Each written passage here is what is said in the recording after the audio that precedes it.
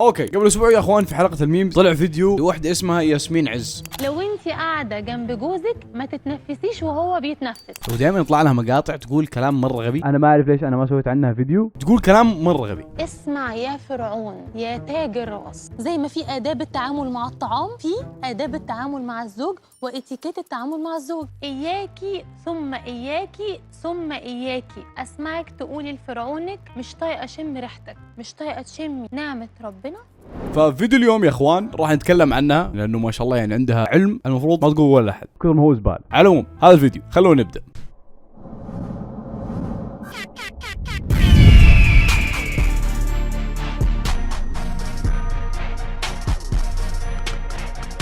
السلام عليكم، معاكم النودي awesome. واذا ماكم مشترك حاب تسلم الاوسميين انزل تحت تسوي سبسكرايب، واذا حاب تصير اوسم مره اسطوري ليفل ماكس انزل تحت تسوي لايك. خلونا نوصل هذا الفيديو اكثر عدد ممكن من اللايكات، وبرضه تابعني على حساباتي في انستغرام، سناب شات، تويتر وفي التيك توك، مواقع التواصل الاجتماعي يعني اذا حاب تشوفني اكثر يعني.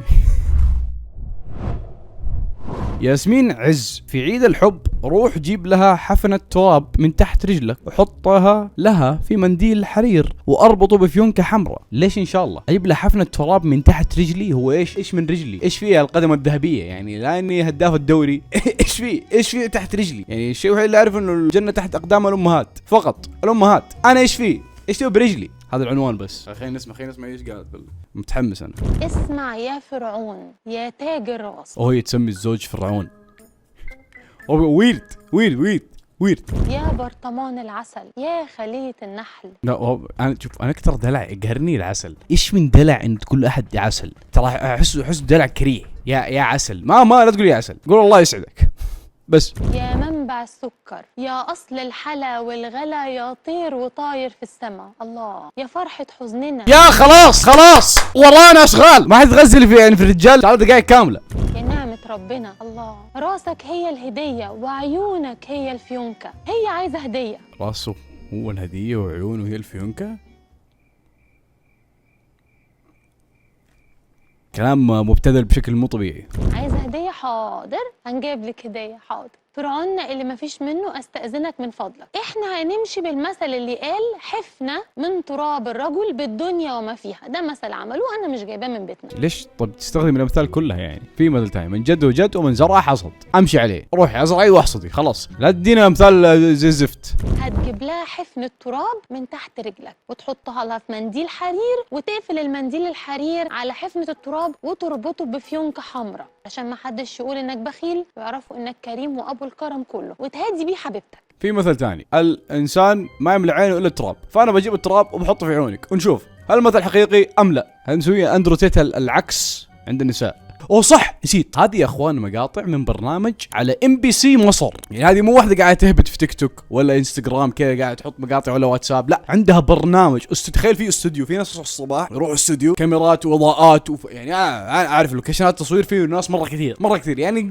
قول تقريبا ورا الكاميرا في 15 واحد. تخيل 15 واحد قاعدين عشان بس هاي تقول الكلام هذا حقها. شوفي معي ايش بتقول. في 15 واحد ورا الكاميرا صحوا من الصباح عندهم اشغال قاعدين يستلموا راتب بسبب هذا الكلام الزفت اللي قاعد تقول لو قاعدين بتتكلموا ما ينفعش تقومي تروحي الحمام بدون ما تستأذنيه. بعدين 3 نقطتين، الحمام مش اهم منه. ايش زوجها هذا ورب كعبه لو زوجها امينيم قاعد يسولف معاها بيعطيها بارز. اسمع لازم تركزي، ايش في؟ لازم تستأذني من زوجك. ممكن اروح الحمام في الجامعه ما يستأذنوا من الدكتور، عطوا يروح الحمام ويرجعوا. تخيل ايش في الموضوع قاعد يصير غريب. يعجبني انه هذا كله عنوان، فما بالك بالفيديو. ما تتنفسيش وهو بيتنفس. تاني، لو انت قاعد جنب جوزك فرعونك ما تتنفسيش وهو بيتنفس. زوجتي المستقبليه بتموت اجل على كذا، انا بتنفس طول الوقت وهي تكتم.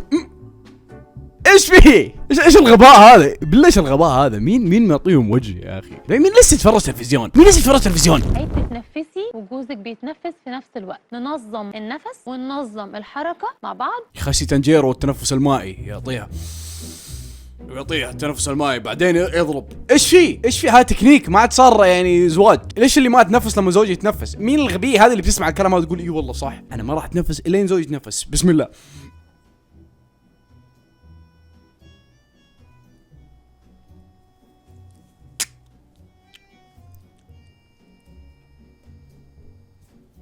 تو ماتش. هل معنى ده او اللي انا بقوله ان انت دلوقتي تكتمي نفسك وتموتي مكتومه؟ لا خالص، بعد الشر عليكي وعلى حواليكي. يعطيك العافيه، يعطيك العافيه، يعني هذا هو اصلا اللي فهمناه من كلامك اساسا. بس خليها تشرح كلامها بليز، خليها تشرح كلامها. نفهم معنى الجمله اللي انا بقولها، ما تبقيش متسرعه في الحكم. يعني ايه وهو قاعد يتنفس انت ما تتنفسيش؟ قصدي ايه بالنفس؟ يعني وهو متعصب ومتنرفز وصوت نفسه عالي من العصبيه كده، بينهج وفي تنهيده كده. ليش ينهج؟ حمار هو ولا هي متزوجه حمار؟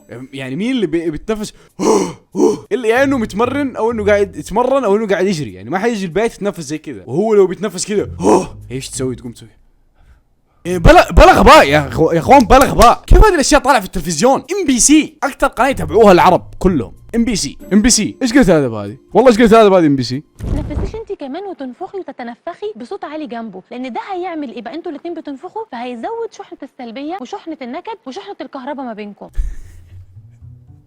ايش التبرير الحمار هذا؟ يعني اكيد هي ما حتنفس، هو حيتنفس وكله يتحدوا بعض مين يتنفس اكثر. يعني بلا والله انا طفش من المقطع هذا خلاص. عمدا يعطيك العافيه. ما لا تكملي في النصائح، لا تكملي في النصائح.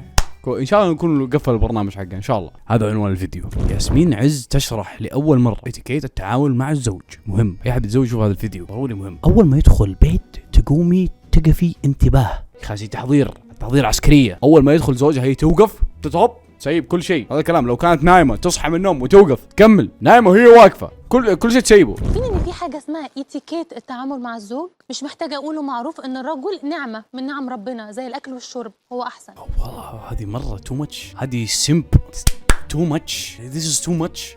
برنامج هذا ايش فيه؟ وبرنامج تلفزيوني والله تو ماتش. هذه النعمه اللي ربنا خلقها في الارض ليها اتيكيت، زي ما في آداب التعامل مع الطعام واتيكيت ازاي ناكل، في آداب التعامل مع الزوج واتيكيت التعامل مع الزوج.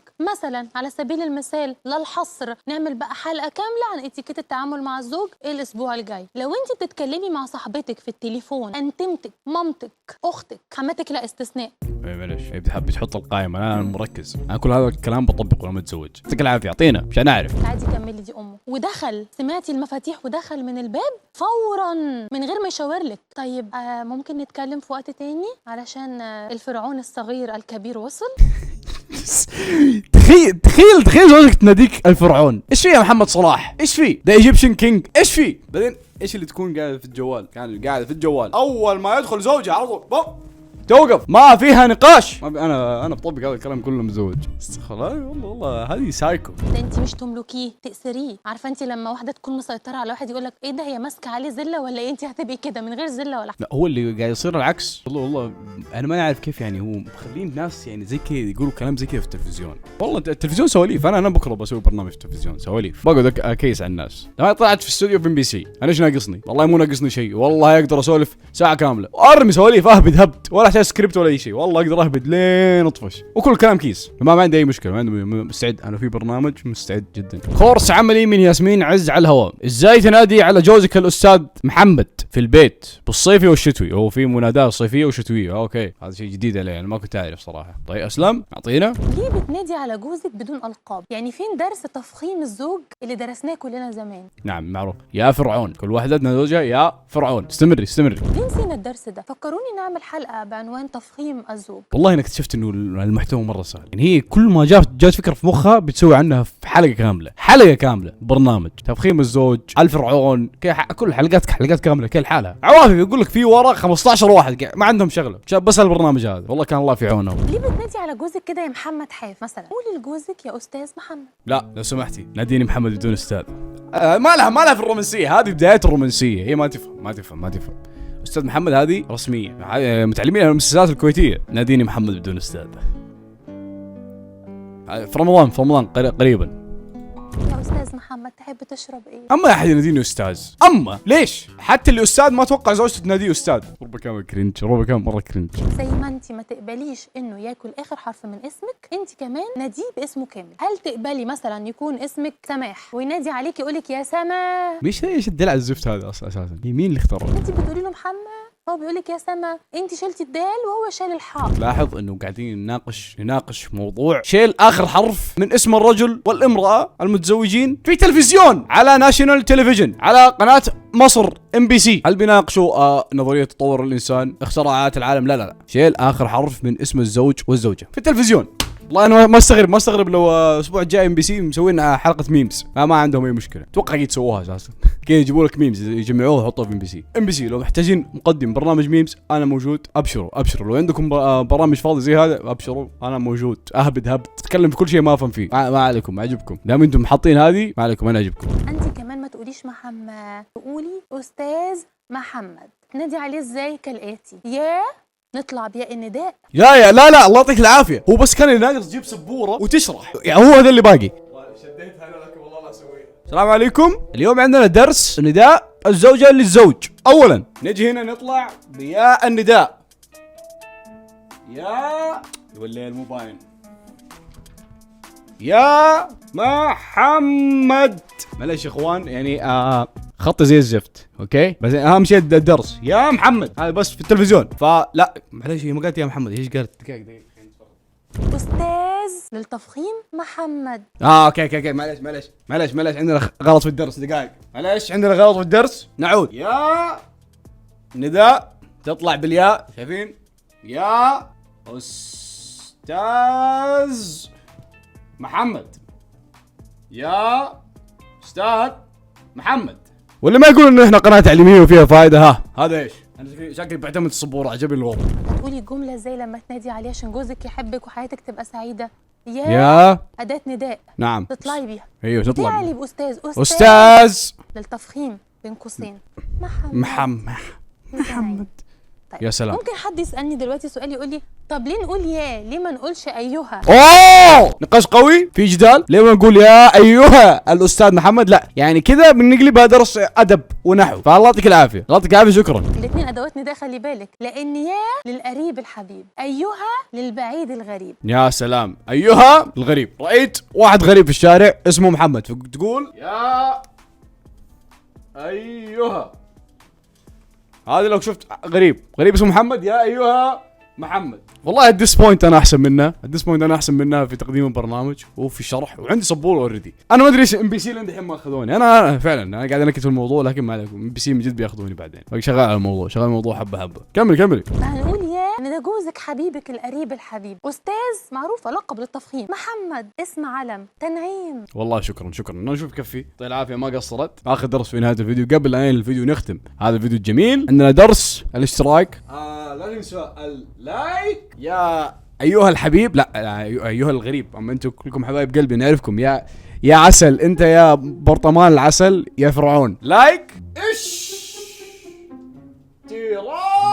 انا اللي مو فاتح بالدفتر معانا ايش قاعد يسوي؟ اللي قاعد اللي ورا شافك، اللي قاعد تتغدى وقاعد تفرج الفيديو، ليه مو قاعد طلع دفتر حل معانا؟ اشتراك، لايك، اشتراك فولو.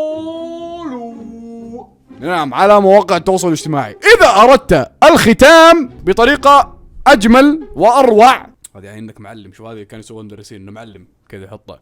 إذا أردت ختام الفيديو لايك واشتراك وفولو، وأردت ختام والله إني كريه، وأردت ختامها أفضل ختام. دقيقة لازم لايك واشتراك وفولو، وأردت ختامها أفضل ختام تعليق جميل. أما التعليق الذي فيه هذا الفيديو لم يعجبني، الفيديو سامج، حسيتك متغير، ايش التفاهة هذه؟ هذا سأراجع معاك مكتب المدير واستدعاء ولي الأمر وجلد 100 جلدة. لايك، اشتراك، فولو على مواقع التواصل، وتعليق جميل فقط. أي تعليق غير جميل سيحاسب. وكان هنا نهاية الدرس. كان معكم الأستاذ هنود يوسم، السلام عليكم.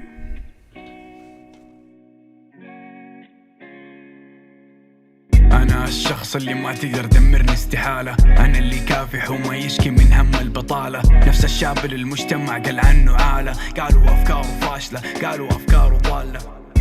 أنا مشيت فوق كل حاجز كان قدامي، أنا اللي حاول يبعد بين